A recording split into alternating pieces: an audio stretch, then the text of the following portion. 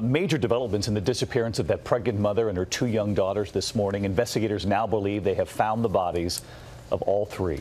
Her husband appearing in court after reportedly confessing to killing them just hours after pleading for their return. ABC's Clayton Sandell has the latest from Frederick, Colorado. And Clayton, I know you spoke with some of the friends who said they never thought something like this was possible. Hey, good morning, David. Yeah, that's right. Friends say that Chris Watts always seemed like a devoted father and family man, but when his family went missing, they say he never cried once, never showed any emotion. That is behavior they say they now recognize as a major red flag. Shackled and wearing an orange jumpsuit, Watts, did you confess?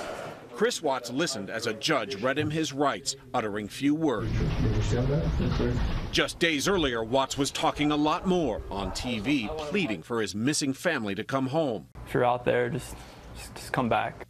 But on Thursday, police believe they found the body of 34-year-old Shanann Watts on petroleum company property where her husband used to work, later finding bodies they believe are the couple's 2 daughters nearby. Say hi. Hello.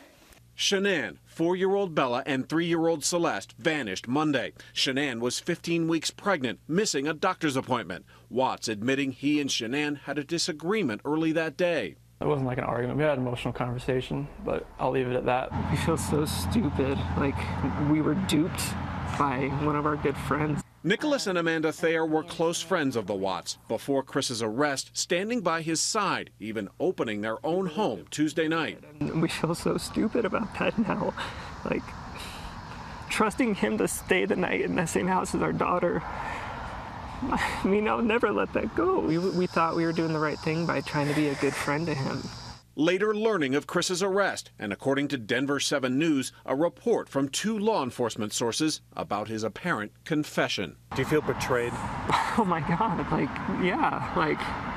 During no time in the 48 to 72 hours we were with him did he ever show remorse. Right? Like, he never once cried.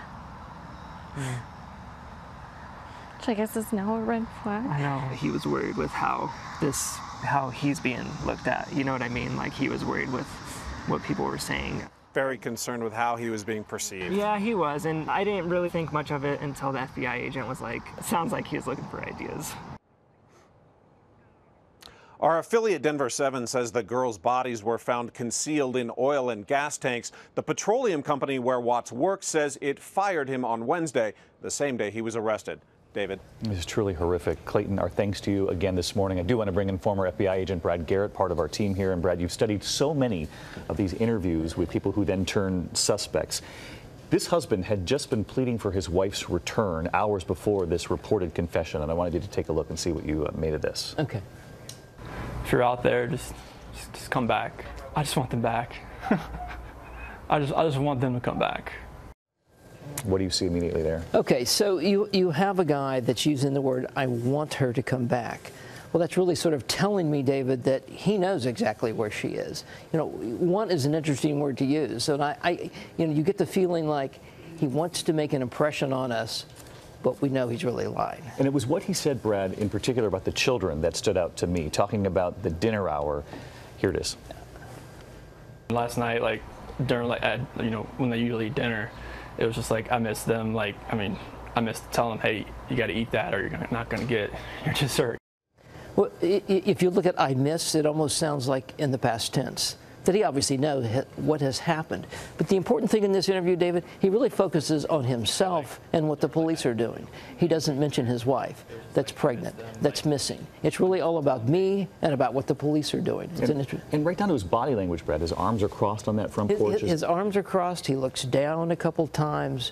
You know, and he talks in generalities. When he tries to fill in that blank between 2 a.m. and 5 a.m., he doesn't give you any information. That's very telling. It's just heartbreaking when you think about the pregnant mom and those 2 little girls. Brad, thanks for helping us to break it down. Sure. Appreciate it.